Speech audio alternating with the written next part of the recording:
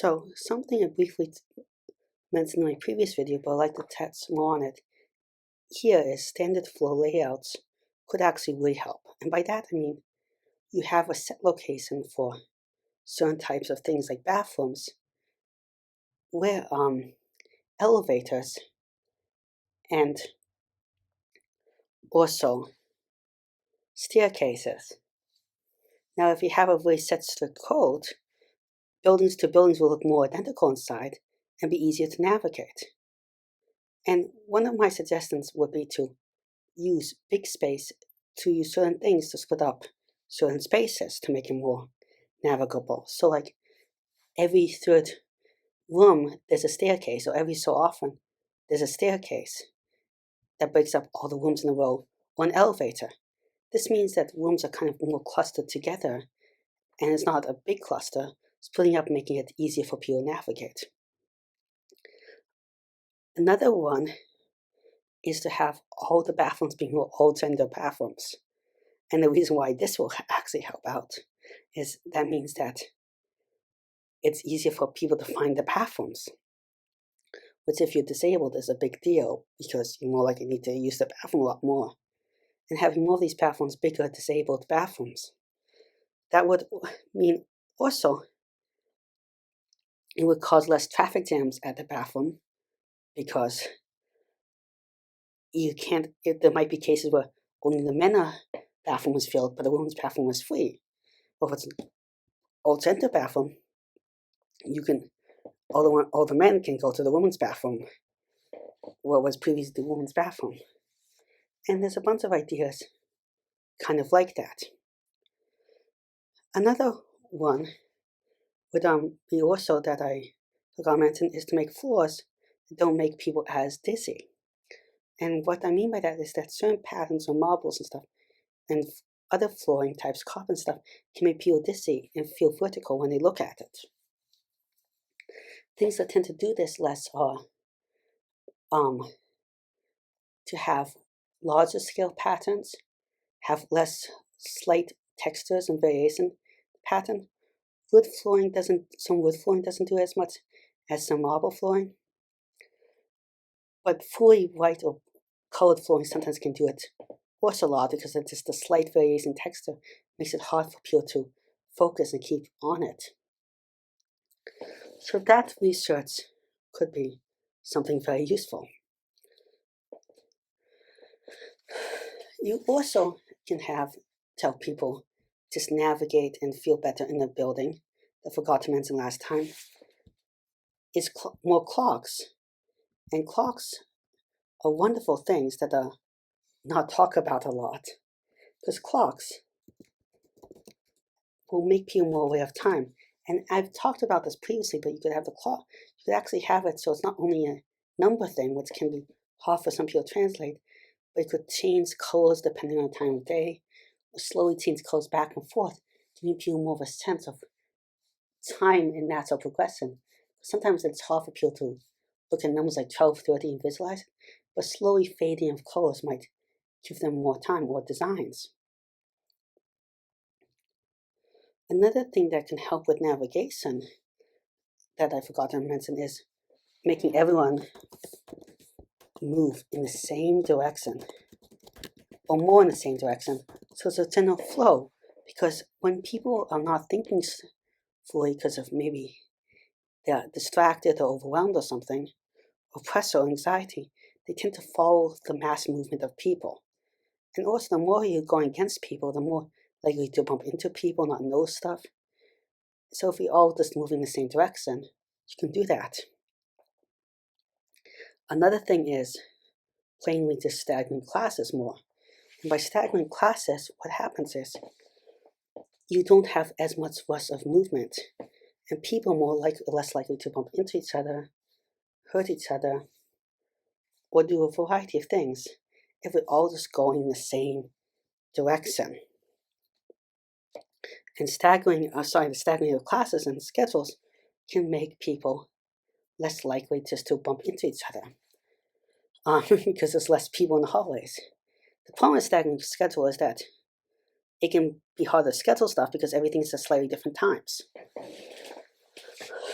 One way of fixing this is to make everything, instead of like a 10-minute block, a 20-minute block, and then you can have it 10 minutes plus or minus of staggering. Sorry, 5 minutes on each end plus or minus staggering.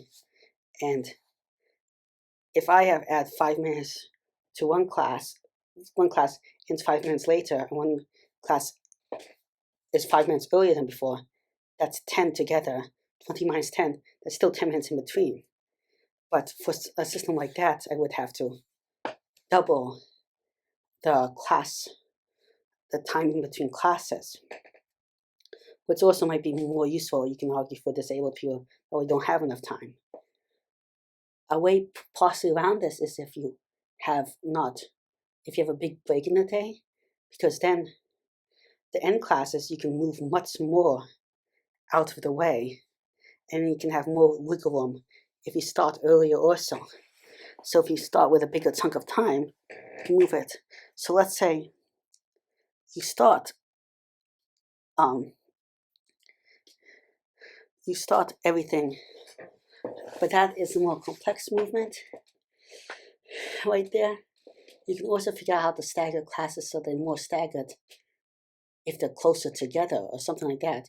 We'll figure out the staggering a little bit.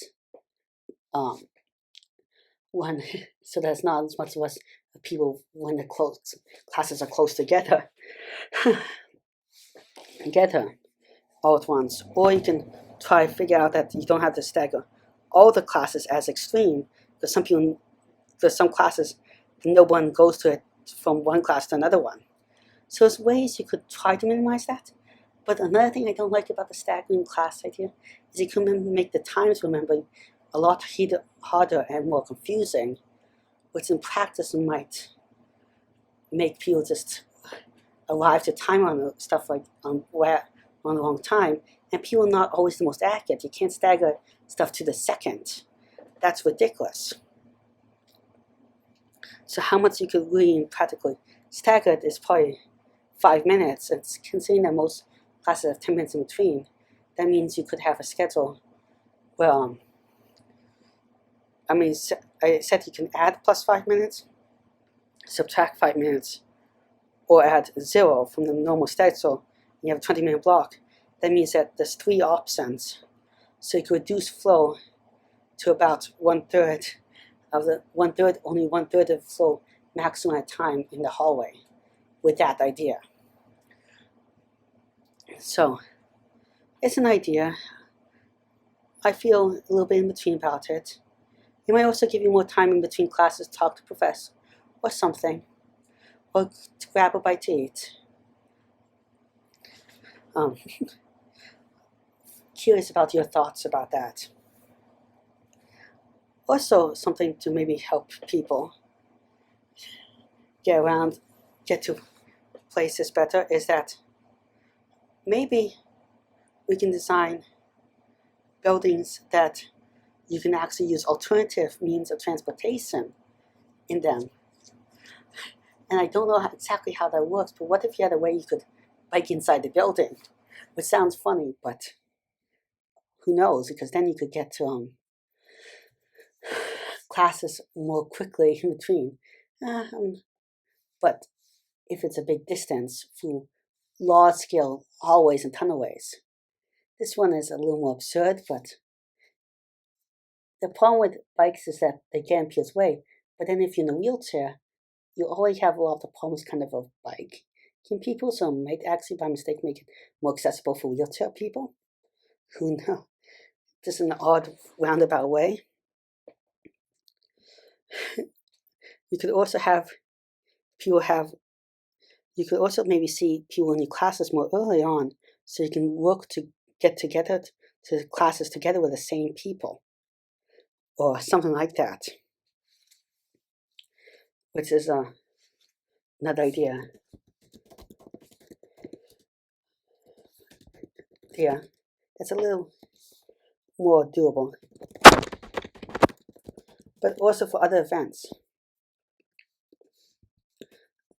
For the RPS idea or IPS idea that I previously mentioned, We could also have it have images of the building and stuff, so people could look at the building and more identify it. And we can add some more distinct markers to each class, like a pixel or something outside the class, to make each class just look much more distinct.